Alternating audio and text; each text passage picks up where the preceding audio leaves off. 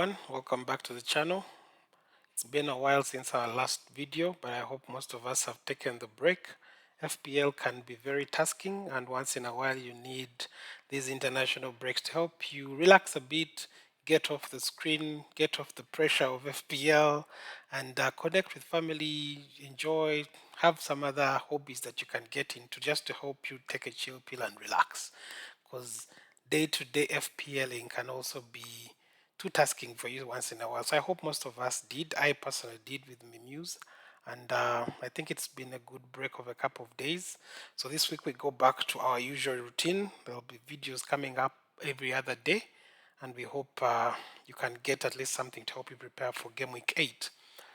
The most or the only important news I can mention from the international break, there's still more games being played. I think until Tuesday latest is when most of the other international games are going to completely be done.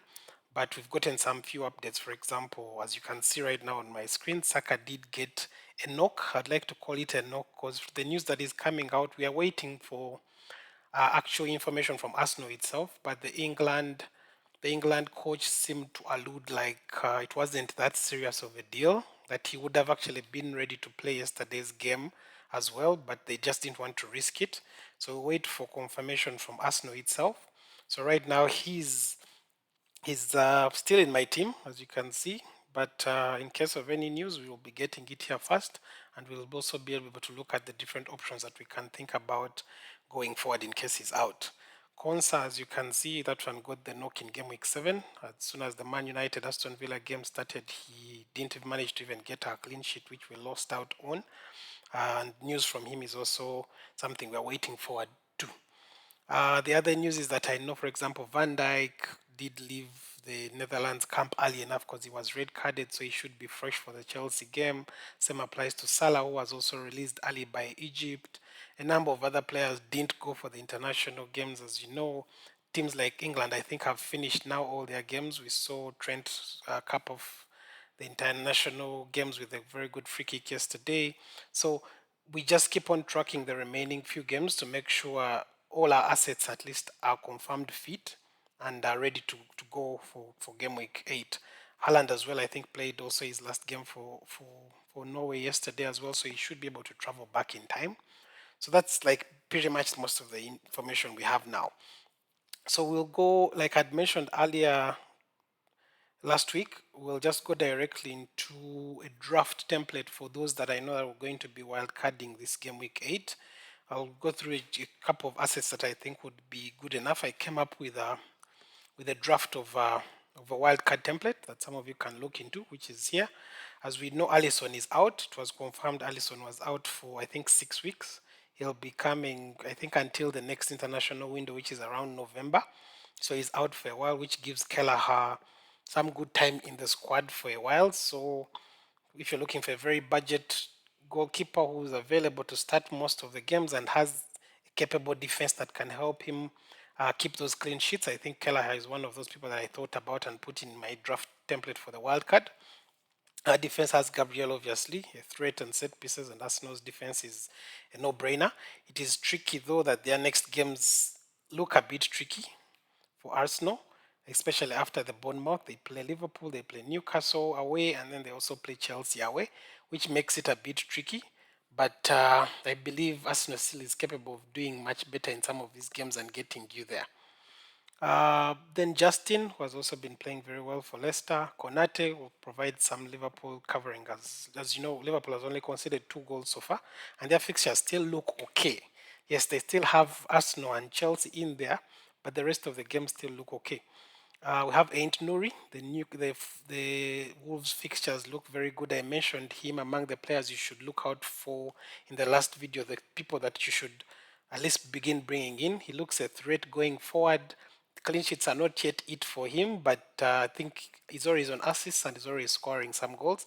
Minus the Man City game that we see, the rest of the fixtures really look very good for Wolves. So it's someone else that you need to look out too. Then obviously Lewis, the Man City fixtures are also looking very good. Is our Man City cover in the defense. Then in our midfield we have Palmer, who's a no-brainer right now. Was seeing one of the statistics coming up that at this point last season he only had 9 points, and then he went ahead to score over 290 something points in the remaining game weeks, which made him one of the, I think he had the most points at the end of the season last season in FPL. So judging by the trend of what he has right now, if he's to replicate the same, he's someone that you really get scared of not having. I currently don't have him in my team, as you saw. Still trying to have or bring him back. I had him before, but I had transferred him out before his haul of 4 goals. So then the other is Rogers. Then we have Mbuemo, who's I think one of the other 3 assets I mentioned you need to think of having in your team. So someone like Ainori, someone like Mbuemo, someone like Johnson, and I also remember mentioning McNeil, who you'll see in my team when we go back to my team. So then there's Johnson, obviously he's on form. I did notice also in the international break he did score again. So he's having that very good run of form that we need to capitalize on. They'll be playing West Ham. We've seen how West Ham has been defending, and they're at home. So, and we do not know if Son is actually back, but I think he's scheduled to be back after the international break, so which should bolster the Spurs attack even better. I don't know if it might hurt him, but I don't think it should, because he's really playing very well. Then Salah, who some of you are losing out on because of his price and all, and had gone to Diaz, but I did notice at the end of last week, Diaz was the most sold player again. But I believe Liverpool fixtures are not that bad as well. They have Chelsea and Arsenal, like I mentioned, but after that, they can still sail through. And someone like Salah, nothing stops him from scoring against Chelsea, nothing stops him from scoring at Arsenal. So it's someone that I believe gives you that Liverpool cover still, and you're still good to go. Then in our front, we obviously have the Viking himself, who was held yesterday by Austria, but he had performed very good in the first Norway game. So he'll be leading our striking line, and then obviously Chiwome as a budget striker, and then lastly Raul Jimenez. So in a game week like 8 that you're going for, you would go for obviously Kelleher goal, and then I think have a defense of like Gabriel, Justin against Southampton, and then Lewis. Because with Konate playing Chelsea and Aitnori playing Man City, I wouldn't risk having double Liverpool defense and all that. So those are the 3 that would line up in the defense. Then obviously your entire midfield would line up, and then you can strike with only Haaland and Raul, something like that. Maybe the only thoughts I have on my team, like I mentioned, Saka. In case Saka is out, some of us are looking at someone like Foden. Foden is back. He did play a few minutes of international as well, but I believe he should be able to begin fixturing now in the Man City games going forward. And like we've seen, their fixtures really look good. But for now, we're holding, like I mentioned, hold because there's a lot happening. There's a lot of injuries happening, so you need to track everything that's happening. The one person that I did bring in was McNeil. I talked about him last week and how he was on my thoughts.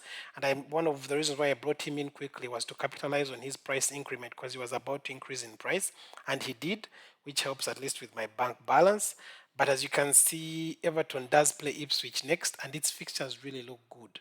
So for someone that has a DCL, Dominic Calvert-Lewin or McNeil, this is a very good backing and a very good cover for the Everton points, and we hope they can still be able to go ahead and score because I expect a very good high-scoring game between Ipswich and them. So fingers crossed that happens. Otherwise, thank you so much. Be hearing from you. You'll be hearing from me. Take care and FPL responsibly.